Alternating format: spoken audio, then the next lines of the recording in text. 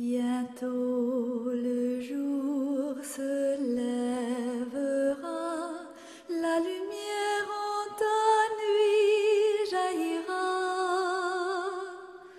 Bientôt le jour se lèvera et l'amour en ton cœur chantera. C'est le jour du Seigneur, c'est le jour de sa joie, et sur terre la paix du ciel.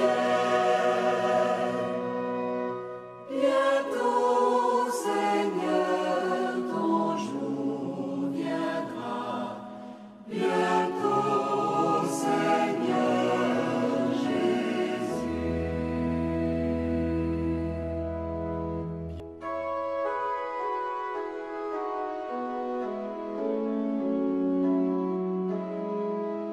Au nom du Père et du Fils et du Saint-Esprit. Amen. Que la grâce de Jésus-Christ, notre Seigneur, l'amour de Dieu le Père et la communion de l'Esprit Saint soient toujours avec vous. Chers téléspectateurs, frères et sœurs en Christ, amis croyants, c'est à travers ces mots que nous utilisons souvent pour ouvrir nos célébrations eucharistiques que je vous salue et vous souhaite la bienvenue en cette émission, ce rendez-vous dominical, jour du Seigneur. Nous sommes rendus au 28e dimanche du temps ordinaire de l'année C, dimanche de la reconnaissance, dimanche de l'action de grâce, dimanche de louange. Comme tout autre dimanche, ce dimanche nous appelle et nous invite de manière spécifique à la louange et à l'action de grâce à Dieu, à reconnaître les bienfaits, les hauts faits de Dieu dans nos vies. Chers frères et sœurs en Christ, amis croyants, pour nous aider à mieux méditer ces textes de ce jour, notre thème sera « Ta foi t'a sauvé ». Ta foi t'a sauvé. Mais avant d'entrer dans le développement de ce thème, nous allons vous laisser avec la rubrique « Littérature chrétienne ».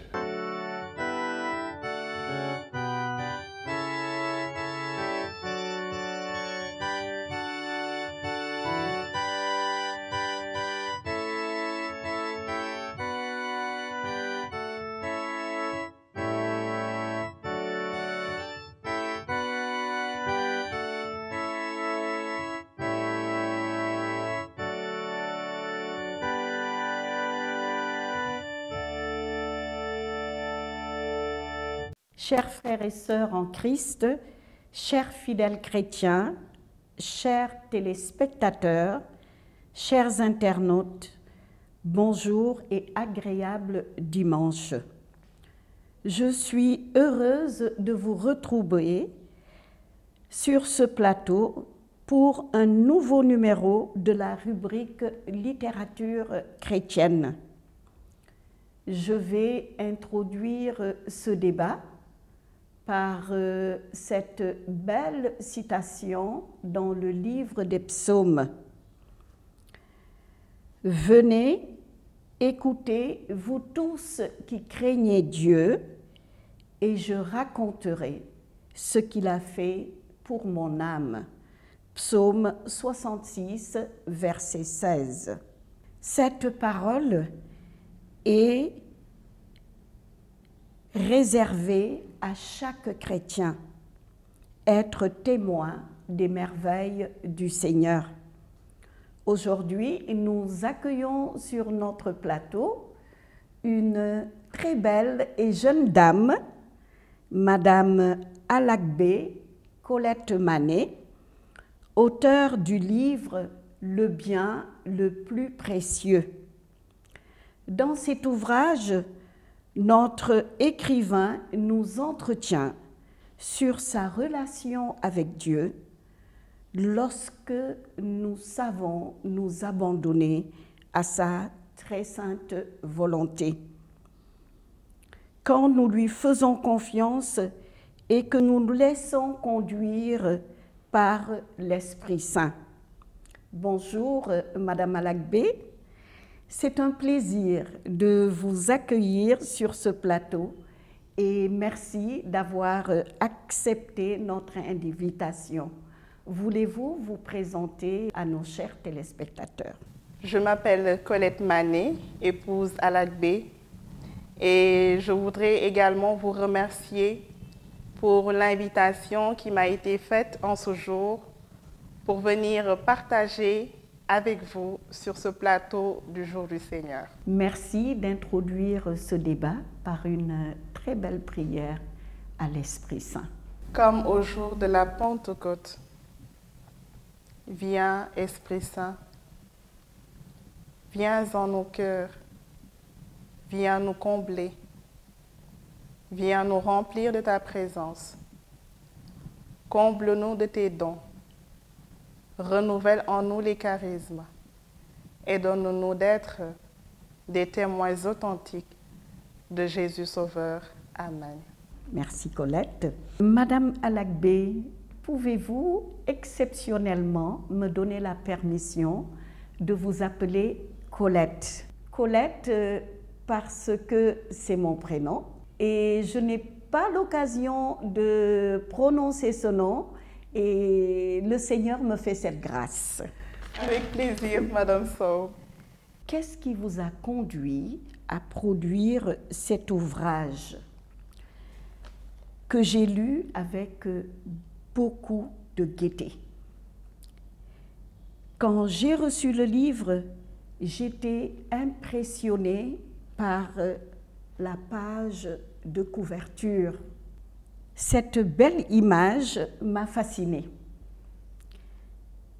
Vous avez choisi le calice, l'hostie au centre et les deux anges en adoration. Peux-tu nous expliquer un peu pourquoi cette image? Que représente-t-elle? Parle-nous de l'image, de l'hostie, le calice et les deux anges en adoration. Dans un premier temps, je dirais que écrire ce livre, le bien le plus précieux, est pour moi un témoignage en l'honneur de Jésus-Christ, qui a fait de belles, de grandes et de saintes choses dans ma vie.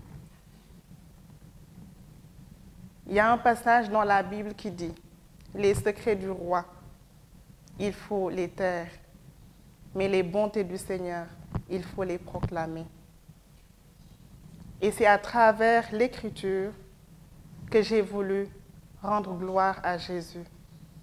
Le Seigneur est le maître de ma vie. Pour en revenir à l'illustration qui est sur la page de couverture, elle est une expression de la foi chrétienne catholique. Parce que c'est dans l'hostie que nous puisons la force d'être témoins dans le monde. C'est dans l'hostie et dans ce calice que nous nous abreuvons à chaque Eucharistie pour déborder de la grâce de Dieu dans ce monde. Et c'est autour de l'hostie que nous recevons tous les sacrements de l'Église. Les anges en adoration sont un rappel de notre intimité avec la cour céleste, mais ils nous rappellent également que nous devons travailler chaque jour à mener une vie angélique dans ce monde qui passe. Je voudrais rappeler ceci. Au fil du temps, cette rubrique nous permet de nous rendre compte combien l'écriture est utile et que cet art d'écrire nous transporte dans cette dimension divine où Dieu nous donne à chaque créature de raconter l'histoire et la grandeur de Dieu dans sa vie. En page 11, Colette, tu parles de ton chemin d'Emmaüs et tu dis ceci: c'est mon chemin d'Emmaüs. Toi qui lis mon histoire, rejoins-moi sur le chemin. Écoute Jésus parler à mon cœur. Écoute ce que tu lis et laisse ton cœur brûler du même feu. Écoute, lis, écoute encore, écoute mon cœur. Quel est ce feu, Colette? Parle-nous de ce feu qui brûle en toi. Ce feu qui brûle en moi, c'est le feu du Saint-Esprit. C'est le feu de l'amour qui a été allumé en moi, en chaque baptisé, au jour de notre baptême. C'est ce feu qui est lumière, lumière qui conduit nos pas, lumière qui nous illumine, lumière qui nous conduit dans l'obscurité. C'est ce feu qui donne de la chaleur, qui donne de la paix, qui donne de la grâce. En tenant compte de ton récit de vie, toutes les étapes, ton enfance, ton adolescence, ta vie universitaire, tout a été traversé avec brio, guidé par le Saint-Esprit. Et mes pensées vont vers la jeunesse, tout en sachant que le chemin d'autres jeunes est parsemé d'embûches. Avez-vous un message pour les jeunes?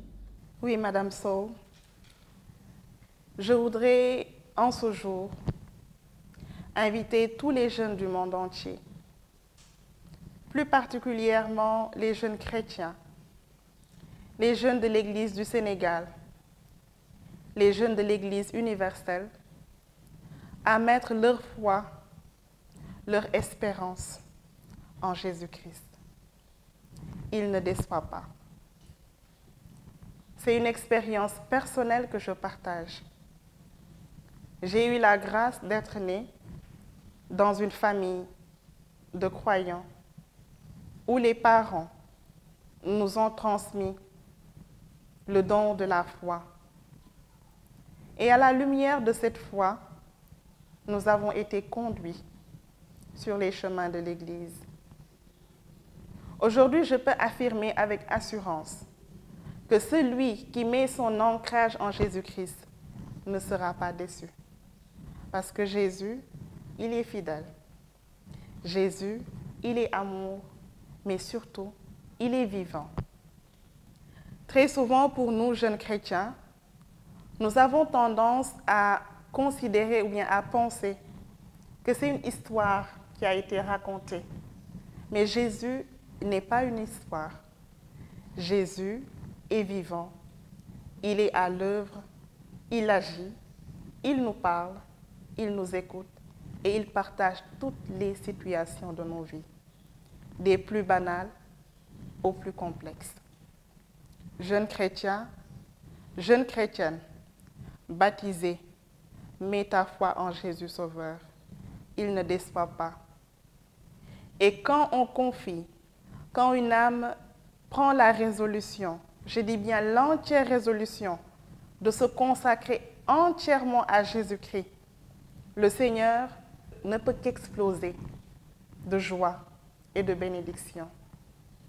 Jésus aime qu'on se donne entièrement à lui. Et quand c'est comme ça, quand on lui donne la main, il nous conduit sur les chemins de la vie.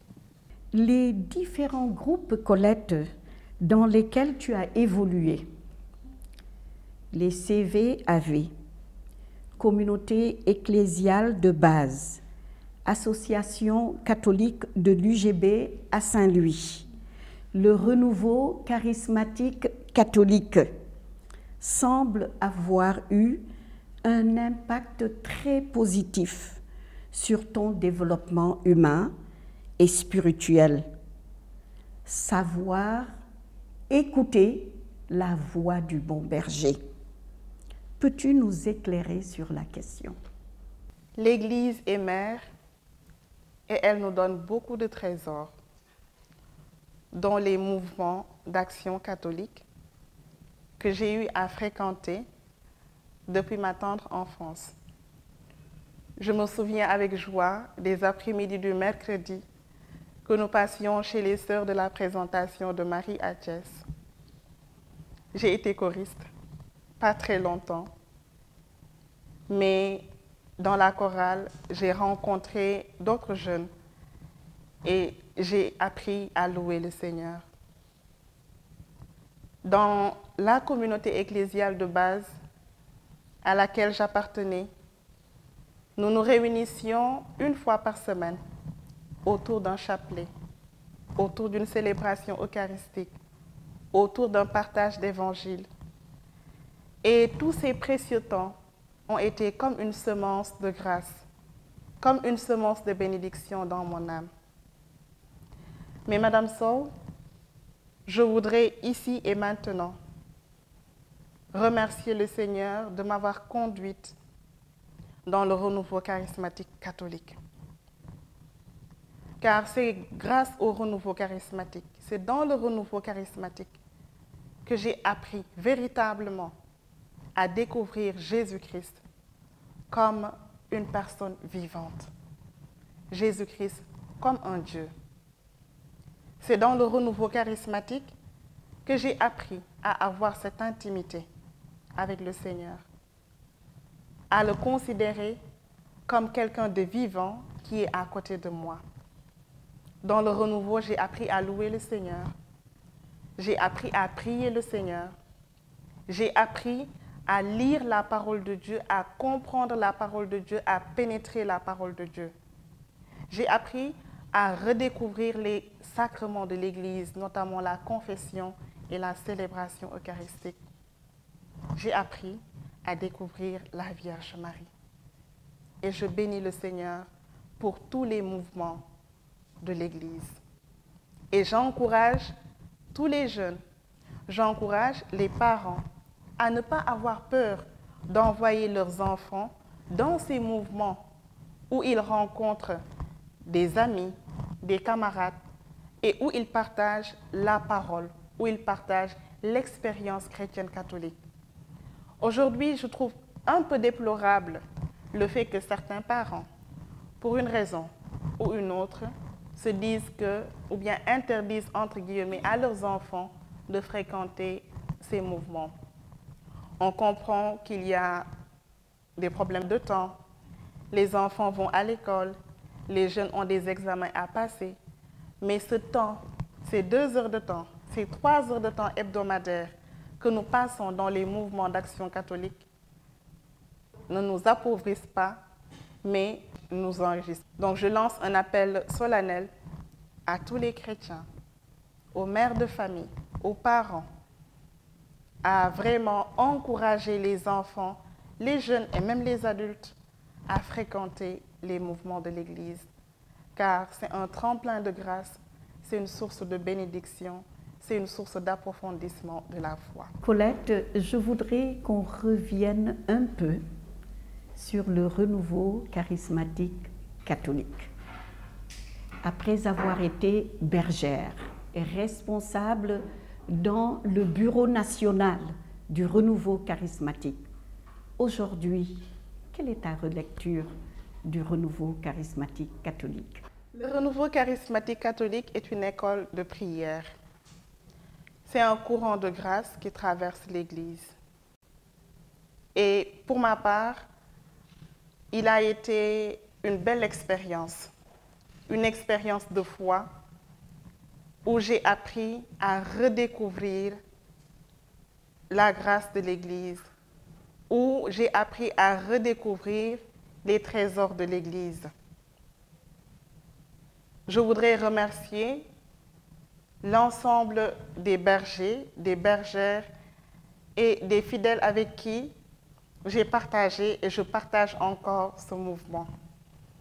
Et je voudrais faire un clin d'œil spécial au berger émérite, M. Paul Puissetti. À ses côtés, j'ai beaucoup appris. J'ai surtout appris à plonger dans la lecture et dans la découverte de la parole de Dieu. Aujourd'hui, le renouveau charismatique catholique au Sénégal draine beaucoup de membres, notamment des jeunes, qui sont à la recherche de Jésus, qui sont à la recherche de la foi. Mais il est important, pour moi en tout cas, par rapport à l'expérience que j'ai eu à vivre comme bergère du groupe Israël de l'Université Gaston Berger de Saint-Louis et comme ancienne trésorière de la Coordination nationale du renouveau, je voudrais lancer un appel à la prudence. Pourquoi un appel à la prudence? Parce que il y a de ces phénomènes qui sont en train de diviser les rangs. Et il est important que l'on s'asseye pour repenser ou bien pour mieux organiser les troupes. Parce que c'est Jésus que nous prions, que nous appelons en vérité dans le renouveau charismatique. Et nous savons très bien que quand des enfants de Dieu se réunissent pour prier le Seigneur, pour accueillir les bénédictions du Seigneur, il y a quelqu'un qui n'est pas content. Donc le message que je voudrais lancer aux bergers, aux bergères, aux fidèles, c'est de continuer à se mouvoir dans ce courant de grâce, mais de faire attention et de rester véritablement ancré dans l'enseignement de l'Église catholique, dans la doctrine de l'Église catholique, parce que nous avons tout dans l'Église. Nous avons les sacrements, nous avons les prêtres, nous avons les communautés religieuses, nous avons tout dans l'Église. Donc c'est un cri de cœur que je lance aujourd'hui pour vraiment exhorter le peuple de Dieu, exhorter tous les partisans du renouveau charismatique à demeurer dans l'enseignement de l'Église catholique et à se pencher surtout sur la Vierge Marie, parce que ne l'oublions pas, nous sommes chrétiens, catholiques, baptisés dans l'Église catholique. Que nos enseignements, que les exhortations, que les prières, que toutes les activités soient sous-tendues par la doctrine enseignée par l'Église catholique. Tel est mon appel. Colette, je voudrais parler des JMJ de Cracovie. Dans une grande espérance, tu as désiré être de la partie.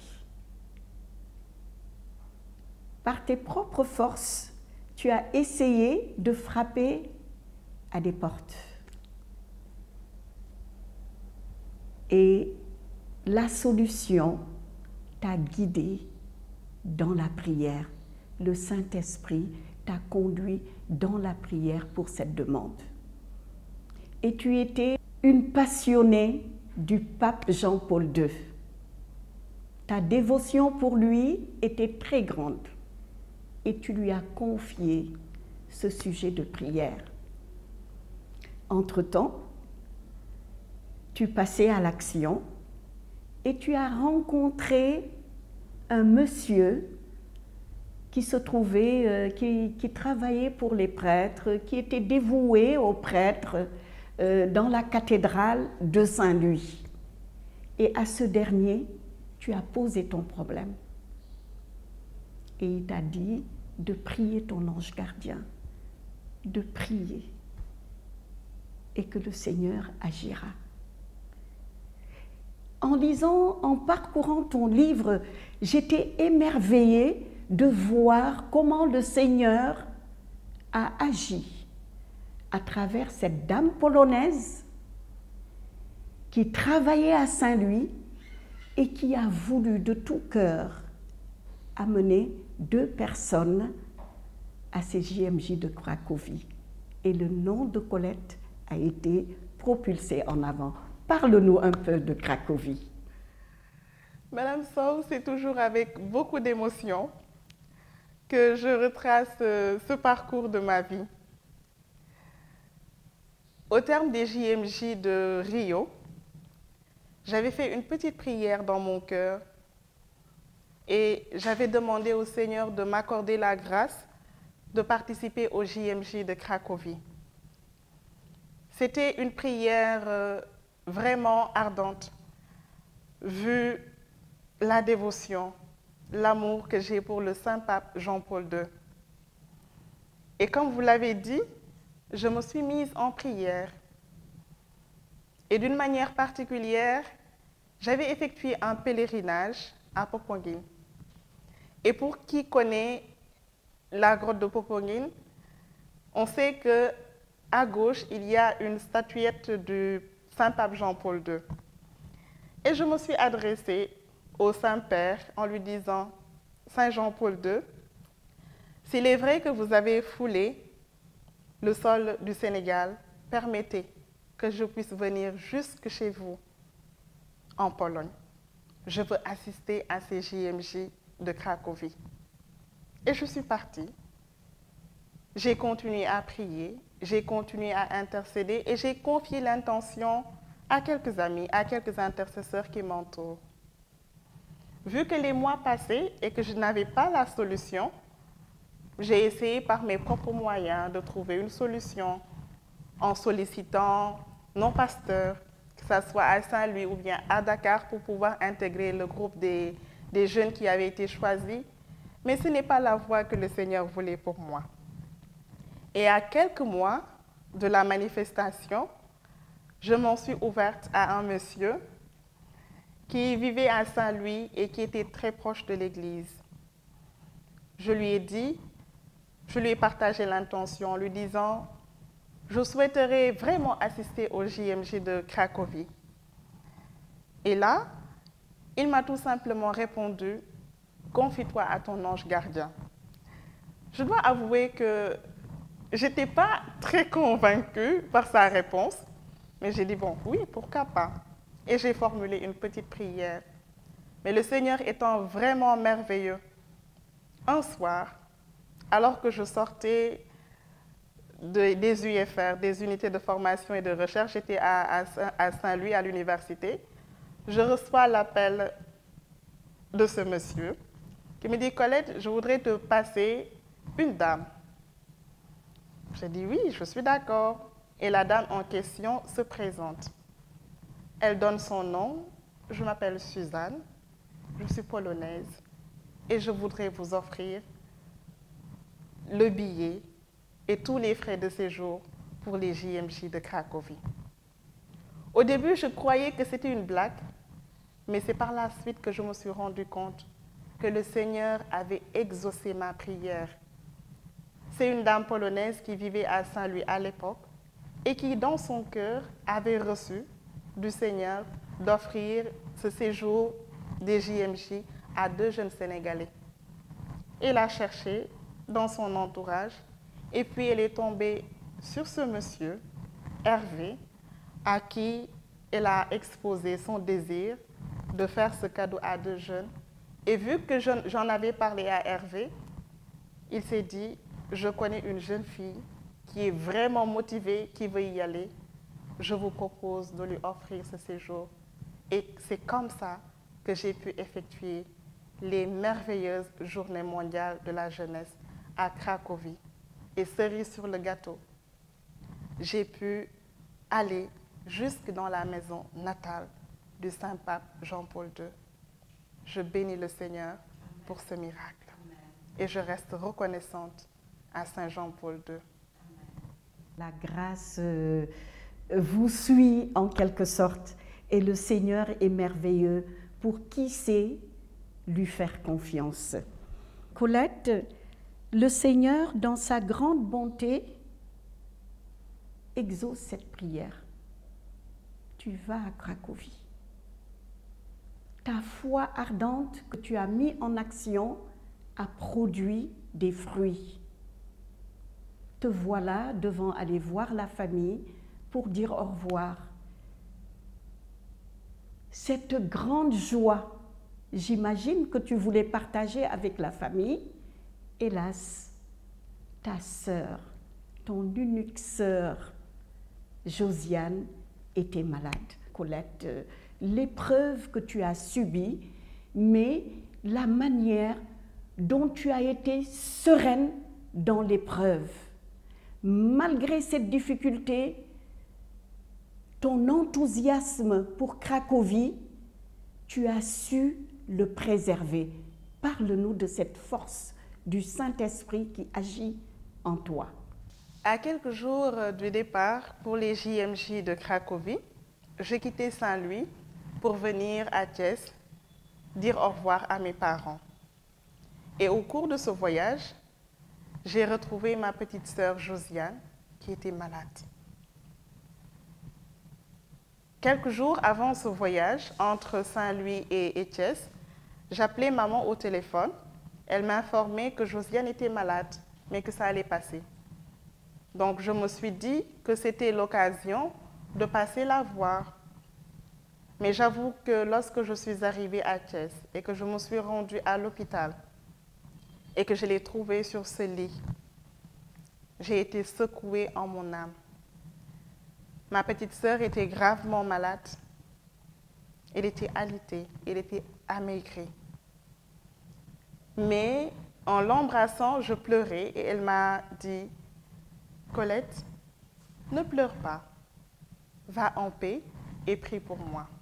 Tes JMJ se passeront merveilleusement bien. » Donc c'est avec ce poids sur le cœur que j'ai pris part au JMJ, mais ma foi et ma joie n'ont pas été altérées. J'ai vécu de très belles JMJ, mais en parallèle, en filigrane, il y avait toujours cette image de ma sœur malade. Quand le temps me le permettait, j'échangeais avec elle sur les réseaux pour prendre de ses nouvelles et elle me rassurait. Et c'est comme ça, dans cette ambiance d'action de grâce, de joie, de paix, que j'ai passé les JMJ, mais en portant régulièrement ma sœur dans la prière, parce qu'au fond de moi, je me disais oui, elle est malade, mais le Seigneur est capable de la guérir. Et au terme des JMJ, nous sommes rentrés au Sénégal. Je n'ai pas voulu m'attarder. Le lendemain, j'ai pris départ pour Thiès. Et quand je suis entrée à la maison, j'ai retrouvé ma sœur dans un état de maladie très avancé. Ça a été un choc pour moi que de la retrouver dans cet état. Je l'ai prise dans mes bras, on s'est regardé, j'ai fondu en larmes. Je suis rentrée en fin juillet et en l'espace de 3 semaines, le Seigneur avait repris ma petite sœur. Elle avait 23 ans, elle était jeune, elle était belle, avec un avenir prometteur, mais le Seigneur en avait décidé ainsi. Elle a été reprise et ça a été une grosse épreuve, comme pour dire que la vie d'un enfant de Dieu n'est pas toujours simple. Moi, je me dis que ma vie est à l'image d'un rosaire, avec ses mystères joyeux, ses mystères lumineux, ses mystères douloureux et ses mystères glorieux. Et le rappel à Dieu de ma petite sœur a été un mystère douloureux. Une grande épreuve, j'ai pleuré. Je me suis posé des questions. J'en ai voulu au Seigneur. J'ai dit, Seigneur, pourquoi tu permets cette si grosse épreuve? Mais le Seigneur m'a montré, en tout cas, par plusieurs moyens, par plusieurs canaux, que c'était sa sainte volonté et qu'il fallait tout simplement accepter à lui faire confiance. Le chemin a été difficile pour mes parents, pour moi-même, pour la famille, pour les amis, pour les connaissances. Parce qu'un jeune de 23 ans qui meurt laisse toujours une blessure profonde. Et jusqu'à ce jour, je continue de pleurer ma petite sœur, mais je me dis que j'ai une alliée dans le ciel. J'ai une avocate auprès du Seigneur et je suis convaincue qu'elle se réjouit auprès des anges. Elle est partie un 22 août en la fête de Marie-Reine de l'Univers et je sais qu'elle intercède pour nous auprès de la Vierge Marie, auprès de Jésus. Que le nom du Seigneur soit béni. En page 91, je cite, « La Vierge Marie est la mère des milliards et des milliards de baptisés passés, présents et futurs. Et elle voudrait établir une relation avec chacun de ses enfants, conformément à la volonté de son Fils Jésus. Malheureusement, beaucoup de baptisés passent à côté de cette mère pleine de grâce, souvent par ignorance. Ils n'ont pas conscience d'avoir une mère salvatrice, alors ils ne s'en servent pas. C'est un vrai gâchis. Colette, je voudrais que tu nous parles de ce groupe du Rosaire Ave Christi, où tu as puisé beaucoup de force, beaucoup d'espérance et de persévérance dans le Seigneur. À Saint-Louis du Sénégal est né un groupe de Rosaire nommé Ave Christi.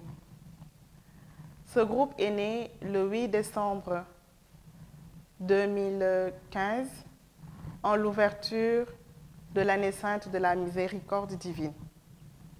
Il a été créé par un certain Hervé Alakbé, un grand dévot de la Vierge Marie et qui m'a personnellement entraînée sur ce chemin marial. Parce que je dois avouer que je n'étais pas particulièrement une amoureuse de la Vierge Marie.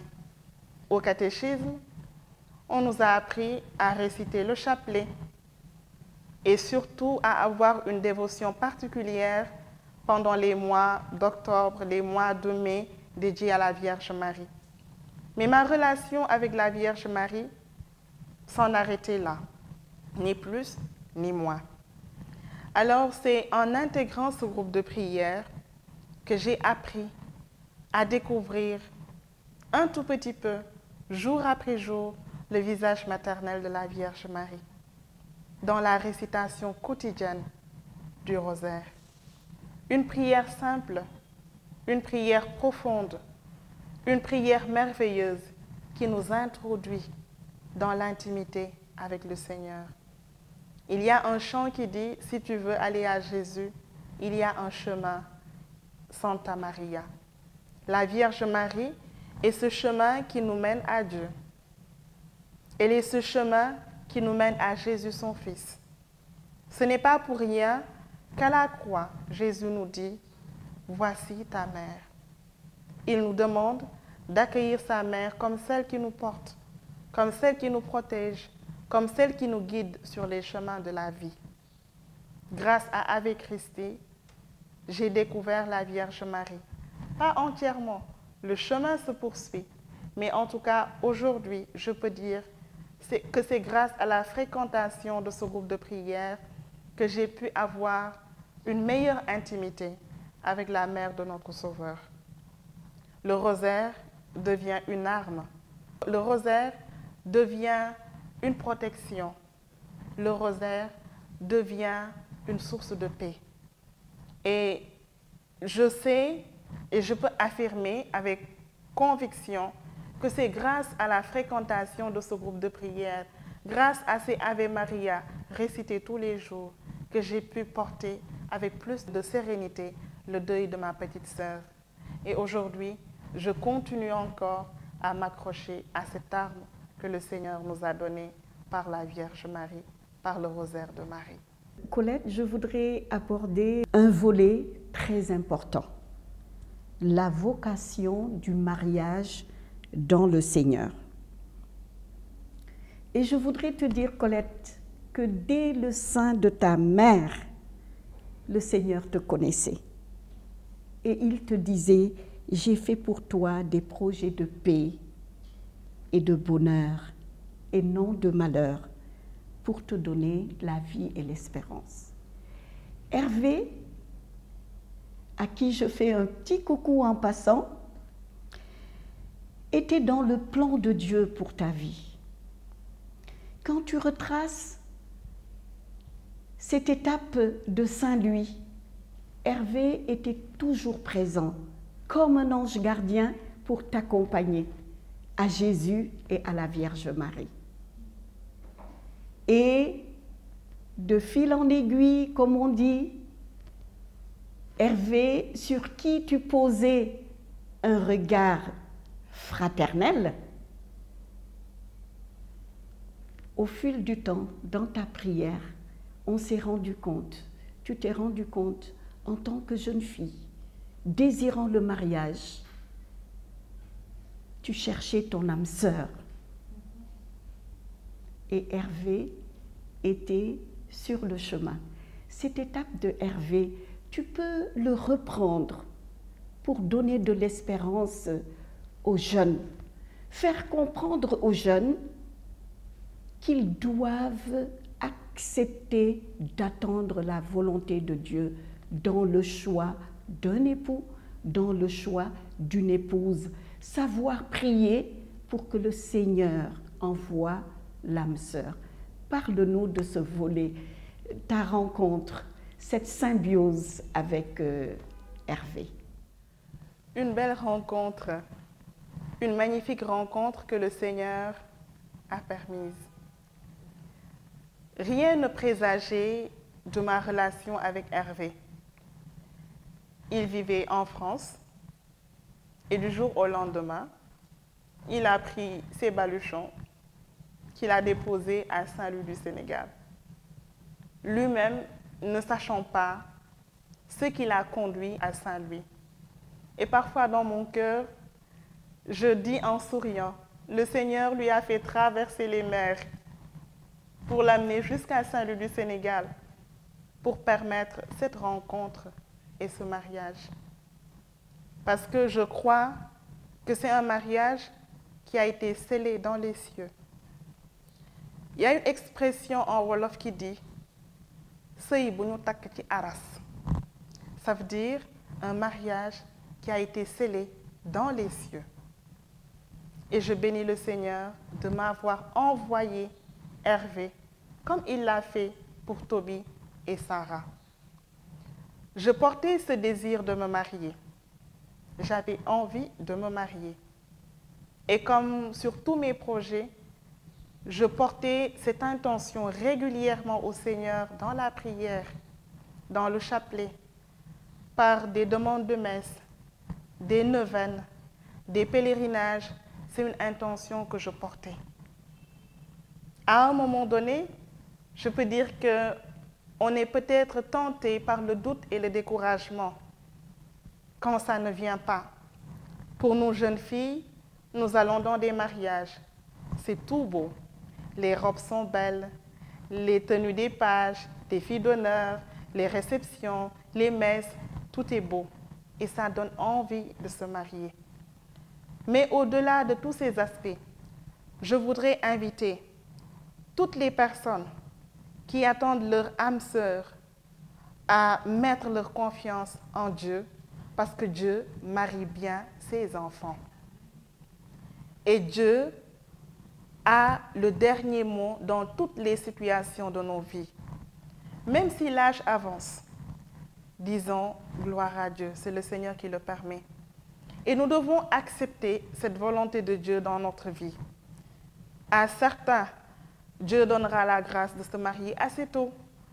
À d'autres, il permettra que cela se fasse un peu plus tard. Mais quoi qu'il en soit, le plus important, c'est d'accueillir la sainte volonté de Dieu.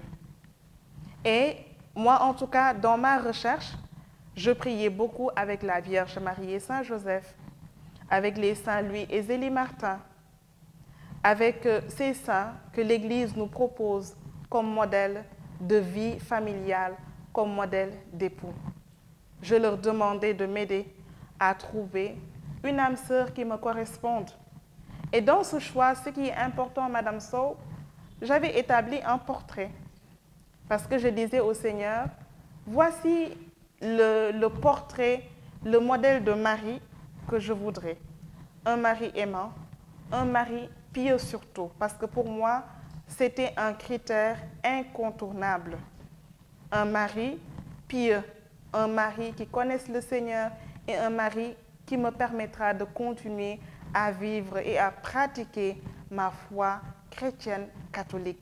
C'était ma conviction personnelle et c'est ce que le Seigneur a permis. Je rends grâce à Dieu d'avoir mis Hervé, mon mari, à mes côtés.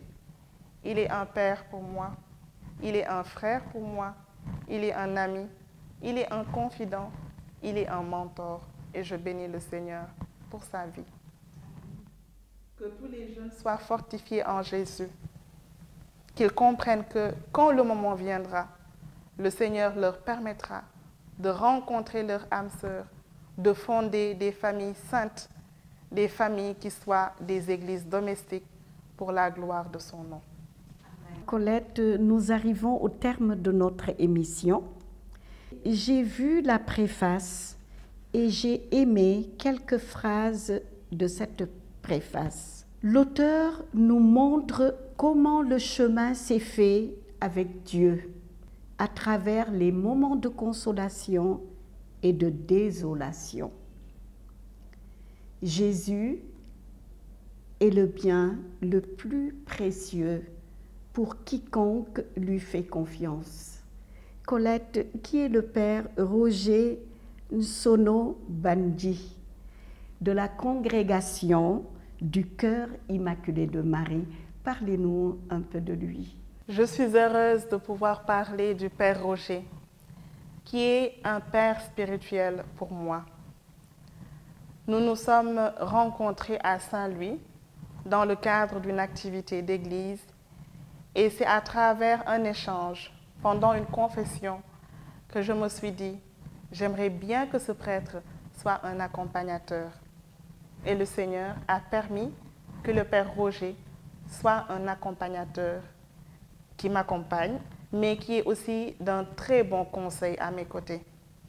Parce que l'une des forces de l'Église également, c'est de nous donner des pères, des mères dans la foi, des personnes éclairées en Jésus, des personnes qui peuvent nous donner des orientations dans les moments de doute, dans les moments de tristesse, dans les moments d'interrogation. Donc le père Roger a été et demeure pour moi un père dans la foi, qui prie pour moi, qui intercède pour moi. Et lorsque je lui ai présenté ce projet d'écrire ce livre, c'est avec grand plaisir, avec beaucoup de promptitude qu'il a accepté d'en faire la préface. Je remercie le père Roger qui a quitté le Sénégal pour raison de mission, mais qui demeure un père à mes côtés. Merci beaucoup Colette. J'ai été vraiment émerveillée par cet entretien. Et je voulais, avant la fin, faire un témoignage. Pendant que je lisais ce livre, une petite voix au fond de moi me disait « La grâce du baptême, la grâce du baptême ». Et je voudrais lancer un appel à tous les catholiques qui nous regardent pour leur dire que cette grâce que nous avons reçue, elle est très importante. Dieu a mis en chaque baptisé les arts de l'esprit. Et cet art de l'esprit, nous avons à le développer, comme Colette a su le développer dans le cheminement de sa vie. Et c'est cette grâce qui peut porter des fruits. Et je voudrais aussi dire, en ce moment, beaucoup de personnes catholiques sont mal dirigées. Certaines personnes leur font croire que leur baptême catholique n'est pas le bon baptême catholique. Et je voudrais leur dire que Jésus a été baptisé par Jean. Et le baptême de Jean était un baptême de conversion. Et Jésus est celui qui nous baptise dans le Saint-Esprit. Jésus a donné mission à tous ses disciples d'aller à travers le monde faire des témoins, les baptisant au nom du Père, du Fils et du Saint-Esprit. La grâce de notre baptême est une grâce sanctifiante qui porte des fruits dans la vie du baptisé. Paix et joie. Colette, je te remercie pour cet entretien. Merci beaucoup et bonne continuation dans le Seigneur.